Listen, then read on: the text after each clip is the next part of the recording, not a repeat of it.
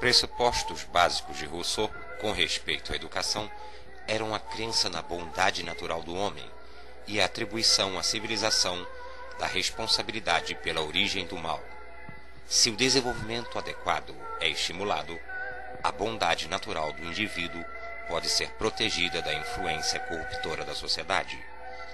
Rousseau faz a crítica da visão da escola de sua época, onde a natureza humana era considerada essencialmente má. O objetivo da educação era o de destruir a natureza original e substituí-la pela natureza modelada pelo homem. Esta educação, que socializa a criança desde muito cedo, forma o seu espírito antes da idade adequada, sem que ela esteja preparada para compreender a verdade devidamente. Critica ainda que a escola abre a porta aos vícios do mundo dos adultos, possibilitando a corrupção dos costumes e das mentes.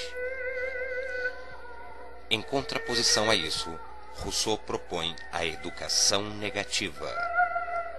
Ela não proporciona virtudes, mas impede os vícios. Não inculca a verdade, mas protege contra o erro. Predispõe a criança a tudo o que se possa conduzir à verdade, quando a mesma se encontrar no estágio de compreendê-la. É preciso saber não agir. É necessário deixar amadurecer a infância nas crianças, saber não fazer nada. É necessário esperar que a natureza atue em nosso lugar e preservar as crianças das tentações. É preciso atrasar o máximo possível esse processo. Nada de leituras na primeira infância, nada de livros até os 15 anos, nada de contatos precoces com o mundo social. No entanto, o educador deve preparar tudo e prever tudo de muito longe. Esta preparação permite assimilar as lições de experiências e reunir os instrumentos necessários para enfrentar as dificuldades futuras. É necessário preparar com precaução os momentos para dizer certas coisas. Há uma idade para tudo, mas antes há que preparar a criança em condições para entender a razão. Deste modo, está se preservando também a sua liberdade, conservando o seu lugar natural do mundo, seguindo as forças naturais e só essas.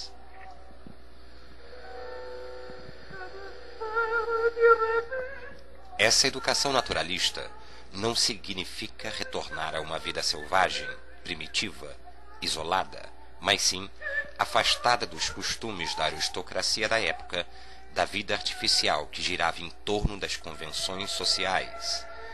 A educação deveria levar o homem a agir por interesses naturais e não por imposição de regras exteriores e artificiais, pois só assim o homem poderia ser o dono de si próprio.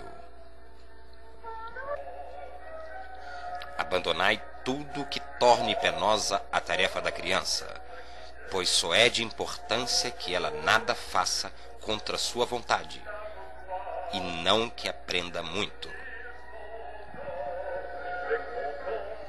A criança não deve ser forçada a modelar seu espírito pela imposição de ideias que não tem condições de entender. Em contato íntimo com as forças e fenômenos da natureza, a criança aprende a julgar, a prever, a raciocinar sobre tudo o que se relaciona à vida.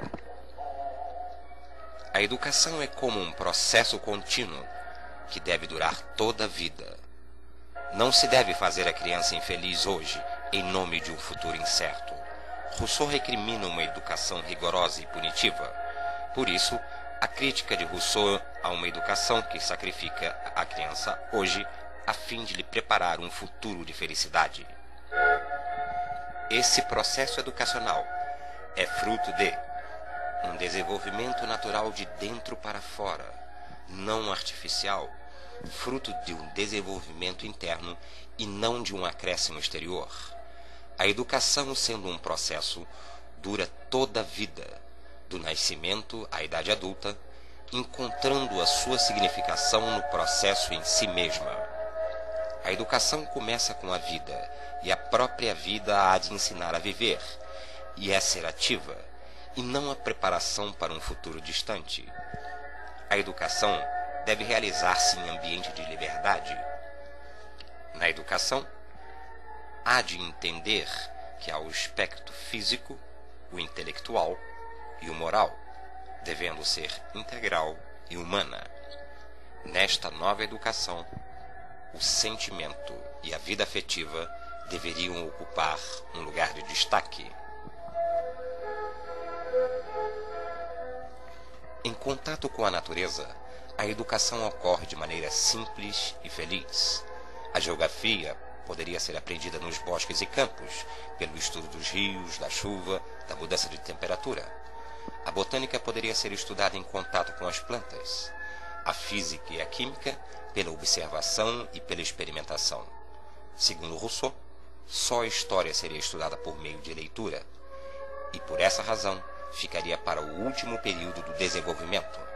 Daí seu conselho para os professores: em geral, nunca substituir a coisa pela representação, salvo quando é impossível mostrar a coisa, porque a representação absorve a atenção da criança e a faz esquecer a coisa representada.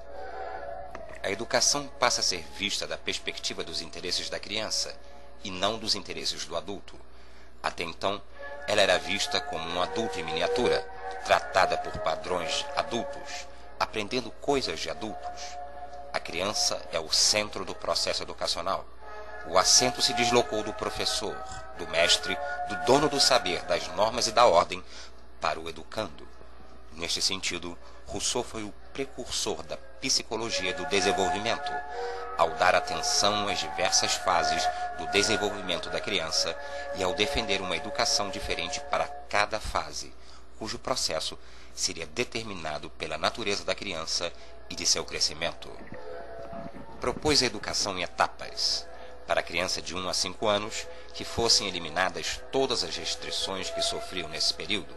A liberdade, segundo a própria natureza, tornará a criança forte, implicará um corpo obediente e protegido contra o vício. Uma educação dos 5 aos 12 anos, período para exercitar o corpo, os órgãos, os sentidos e as aptidões, mas mantendo a alma em repouso. É, segundo Rousseau, o período mais crítico, que corresponderia ao estágio selvagem da humanidade. Não se deve ainda ensinar a ler. A criança chegaria a isso por si mesma. Não estimular nela o conhecimento livresco, mas despertar sua curiosidade natural. A criança começaria a explicar o mundo e a descobrir elementos da linguagem, da leitura e da escrita. Uma educação dos 12 aos 15 anos é a fase de aquisição de conhecimentos suscitados pela curiosidade, pela ânsia de conhecer, que vem dos desejos naturais.